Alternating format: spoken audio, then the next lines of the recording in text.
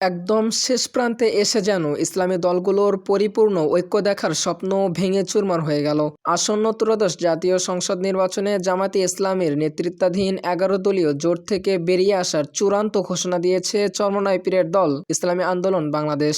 শুক্রবার বিকেলে পল্টনের কেন্দ্রীয় কার্যালয়ে আয়োজিত সংবাদ সম্মেলনে এই ঘোষণা দেওয়া হয়। দলটির মুখপাত্র গাজী আতাউর রহমান জানান, আসন ভাগাভাগি নিয়ে সমঝোতা না হওয়া এবং জোটের ভিতরে ইনসাফের অভাব থাকায় তারা জোট ছাড়ার সিদ্ধান্ত নিয়েছেন। জোট থেকে ইসলামী আন্দোলনের জন্য ৪৭টি আসন প্রস্তাব করা হলেও দলটি অন্তত ৭০টি আসনের দাবিতে অনড় ছিল। এই মতবিরোধই শেষ পর্যন্ত বিচ্ছেদের মূল কারণ হয়ে দাঁড়ায়। জোট ত্যাগের পাশাপাশি ইসলামী আন্দোলন বাংলাদেশ ২৬৮টি আসনে তাদের চূড়ান্ত প্রার্থী তালিকা প্রকাশ করেছে। দলীয় নির্দেশনায় বলা হয়েছে, কোনো প্রার্থী মনোনয়ন প্রত্যাহার করতে পারবে না। এর ফলে ১১ দলীয় জোট এখন ১০ দলীয় জোটে পরিণত হলো। অন্যদিকে জোটের বাকি দলগুলো ইতিমধ্যেই ২৫৩টি আসনে চূড়ান্ত সমঝোতায় পৌঁছেছে।